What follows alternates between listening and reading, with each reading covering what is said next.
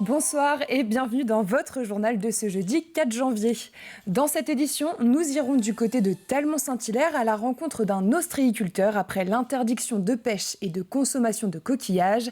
Cet arrêté préfectoral fait suite à des contaminations par des norovirus. Nous parlerons des événements qui vont marquer 2024. Vendée Globe, Floralie, Jeux Olympiques, des événements internationaux vont rythmer cette nouvelle année. Enfin, nous assisterons à l'entraînement du FC Challans avant le match de demain face à Rodez. Les deux équipes disputeront les 32e de finale de la Coupe de France. Les coquillages de la zone des Chenaux du Perret sont touchés par des norovirus. La préfecture de Vendée a pris un arrêté hier interdisant la pêche et la consommation de ces coquillages. Un cas de toxi-infection alimentaire avec un lien avéré dans cette zone de production a été confirmé. À Talmont-Saint-Hilaire, les ostréiculteurs restent optimistes. Mathis Pires était sur place ce matin. C'est vrai que nous, on n'était pas impactés par ça, puisqu'on avait fait très attention à ce qu'on met dans le bassin. Un léger goût amer chez ces ostréiculteurs de Talmont-Saint-Hilaire. Paralysés jusqu'à nouvel ordre, interdiction de vendre et de pêcher des coquillages, ils récupèrent les invendus. On les récupère, on les remet à l'eau, on va isoler tous ces lots qui sont je ne sais pas s'ils sont contaminés ou pas, je ne pense pas, mais dans le doute, on va les isoler. On a cette chance d'avoir des contrôles et des autocontrôles que l'on fait. Ça permet quand même d'avoir plus de sécurité pour nos clients. Cette décision prise par la préfecture de la Vendée fait suite à une détection d'un norovirus, provoquant des intoxications alimentaires, mais finalement plus de peur que de mal pour la filière. On a des pertes financières, bien évidemment, qui sont peut-être un peu moins conséquentes en ce moment que si ça avait été pendant la période des fêtes de Noël. Puisque là, ça aurait été dramatique. Et d'ailleurs, c'est dramatique pour les autres, Bassin d'Arcachon, entre autres. Pour la famille Petiga, ce sont 300 kg d'huîtres récupérées dans les grandes surfaces, pour un total de 6 tonnes stockées dans leur bassin, dans l'attente d'être revendues. Le seul impact qu'on ait, nous, c'est un impact financier, parce que les huîtres, elles vont pas mourir. Elles sont pas mauvaises pour autant. C'est un filtreur, donc mis à part qu'elle ait filtré une mauvaise bactérie, elles vont rester saines à la consommation dès que la bactérie sera partie. Reste une crainte pour les ostréiculteurs, leurs clients. Inquiétés par toutes ces intoxications, pourraient ne plus vouloir acheter ces produits pendant 2 à 3 mois. Et un premier foyer d'influenza aviaire a été détecté mardi dans un élevage de canards sur la commune de Notre-Dame-de-Riez. Les canards contaminés avaient reçu 2 doses du vaccin en novembre dernier. Les bêtes ont été abattues car la vaccination réduit les risques de transmission du virus, mais ne l'empêche pas. Une zone de surveillance dans un rayon de 3 à 10 km autour de l'élevage a été mise en place par la préfecture de Vendée.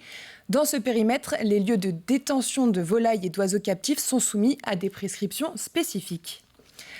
Nous venons d'entamer l'année 2024 et le programme s'annonce chargé. Événements sportifs et culturels, il y en aura pour tous les goûts. On fait le point sur les grands rendez-vous à venir avec Colline Davy et on commence naturellement par du sport. Et oui, 2024 est une année de Vendée Globe, je ne vous apprends rien. Depuis la création de cette course, seuls 114 marins sont parvenus à relever ce défi sportif. Et pour compléter cette liste, 44 skippers sont candidats. Seuls 40 d'entre eux seront au départ de la 10e édition le 10 novembre prochain. De la voile aussi, car c'est le retour de la course New York-Vendée les Sables d'Olonne pour une 2e édition. Départ le 29 mai, ce sera la dernière course qualificative pour le Vendée Globe. Et donc 2024, c'est aussi l'année des Jeux Olympiques et Paralympiques. Et donc si l'essentiel des compétitions se dérouleront sur Paris, la Vendée participera aussi à son échelle. Alors, quelles sont les dates à retenir ? Eh bien d'abord, le passage de la flamme olympique, ce sera le 4 juin. Elle traversera 7 points clés du département et terminera son parcours au Sables d'Olonne. Viendra ensuite le passage de la flamme paralympique, ce sera cette fois-ci à La Roche-sur-Yon le 25 août. Et puis il y aura aussi la venue de compétiteurs sur le sol vendéen. Le Vendespace recevra notamment l'équipe de France féminine de basket, un choix vendéen donc pour leur terrain d'entraînement olympique. L'équipe de France de course de fond a pris la même option puisqu'elle ira, elle, se préparer au stade d'athlétisme tout neuf de Saint-Jean-de-Mont. Enfin, quelques cavaliers allemands sont attendus au Haras des Prennes. Sauf grosse surprise, il n'y aura pas d'autres délégations sur le sol vendéen. Alors de la voile, les Jeux Olympiques, mais d'autres sports seront également à l'honneur. Et oui, le championnat de France élite de tir à l'arc se déroulera les 1er, 2 et 3 mars. Après les jeunes en 2023, les meilleurs archers adultes viennent cette fois-ci s'affronter au Vendespace. L'année sera aussi marquée évidemment par les traditionnelles compétitions. Pour le football, le mondial de Montaigu, l'Open de Vendée en tennis, le région Pays de la Loire Tour pour ce qui concerne le cyclisme ou encore du triathlon avec l'Ironman 70.3 des Sables d'Olonne. Ce sera d'ailleurs le dernier sous ce format avant de doubler les distances en 2025. Donc 2024 sera une année sportive, mais pas seulement. Et non pas seulement, Julie, le département sera aussi terre d'accueil des Floralies internationales. Elle quitte Nantes pour la première fois depuis 1956.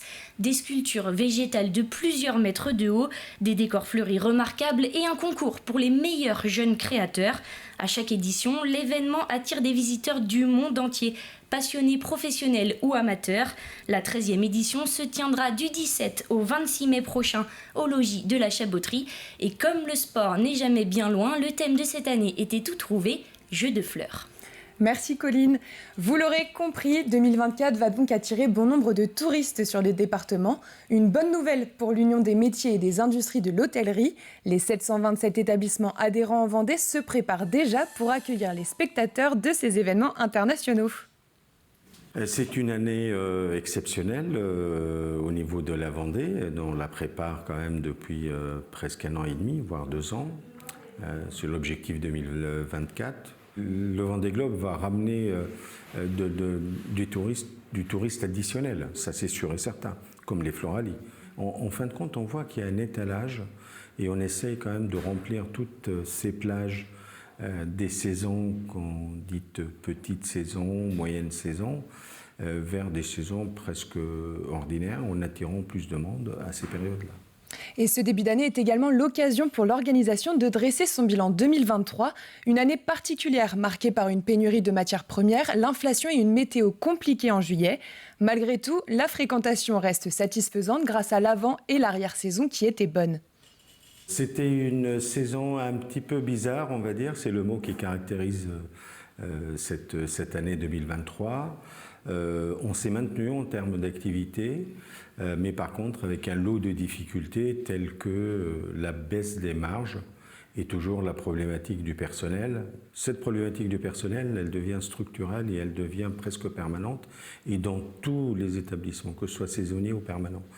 Donc il faut qu'on travaille là-dessus, il n'y a pas de mystère, on ne peut pas baisser les bras en se disant c'est une fatalité, on n'y peut rien. Sport à présent, le club de football de Challans se prépare pour un match historique en Coupe de France. L'équipe de National 3 va affronter Rodez, équipe de Ligue 2 en 32e de finale. Ce sera demain soir à 18h au stade Jean Léveillé. Pour l'occasion, près de 2500 personnes sont attendues pour supporter l'équipe chalandaise. Mathis Pires a assisté à leur entraînement mardi soir. La trêve hivernale est terminée, reprise de l'entraînement avec en ligne de mire Rodez ce vendredi. Quand vous avez le ballon, d'accord, si vous faites sans cesse. L'entraîneur ajuste les derniers détails pour préparer au maximum son équipe face aux pensionnaires de Ligue 2. Ici, d'accord, les roses, ici. On avait donné un programme individuel aux joueurs, donc ils l'ont respecté. Comme je leur ai dit, je les félicite par rapport à ça.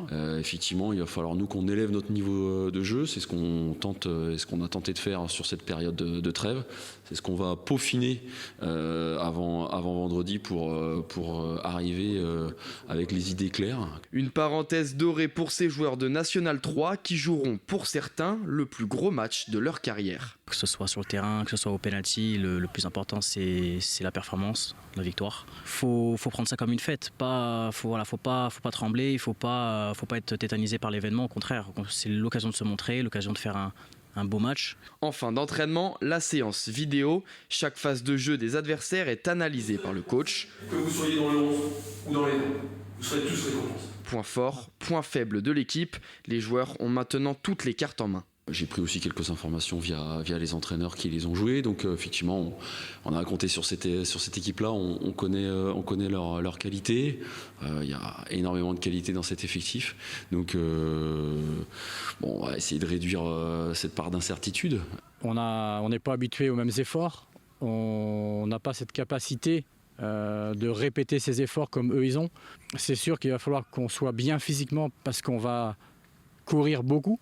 Une affiche compliquée devant un stade plein à craquer pour supporter Challans. 2000 à 2500 personnes sont attendues vendredi à 18h. Et on prend la direction de Saint-Martin-des-Noyers pour terminer cette édition. Le château de la Grève est lauréat du loto du patrimoine. Il a reçu 200 000 € pour sa restauration. C'est l'un des rares châteaux du Moyen-Âge encore debout dans le département. Cet argent va servir à réaliser les travaux d'urgence pour sauver le site. Une très bonne nouvelle pour son propriétaire. Là, les 200 000 €, c'est en priorité pour le logis des soldats. Pourquoi ? Parce que c'est l'édifice qui est en train de tomber sur le site. C'est l'édifice en péril du site. Il y a une partie qui s'est déjà écroulée il y a une vingtaine d'années. On ne connaît pas la date exacte. Hein. Donc ça continue à s'écrouler encore. Il manque à peu près un quart du bâtiment. L'idée, c'est pas de reconstruire. Hein. C'est vraiment de le fermer, de le mettre hors d'eau, hors d'air et vraiment de le sécuriser complètement pour plus qu'il y ait de murs qui tombent. Après, sur les 5 bâtiments, il y en a quand même 4 autres qui sont menacés également. Donc on fera le château en dernier. L'idée, c'est pas de le restaurer entièrement, mais c'est vraiment de sauver les murs, toitures et ce qui tombe actuellement. Allez, on jette un coup d'œil sur le ciel de demain matin. Quelques ondées résistent sur le littoral. Le temps sera nuageux mais sec dans les terres. Côté température, il fera 9 degrés de l'Île-Dieu à l'Aiguillon-la Presqu'île, 6 degrés à La Roche-sur-Yon et Fontenay-le-Comte et 5 degrés à Montaigu-Vendée et Pouzauges. C'est la fin de cette édition. Merci de l'avoir suivi. Vous pouvez retrouver l'intégralité de nos reportages sur notre site internet tvvendée.fr. Je vous souhaite une très bonne soirée et à demain midi.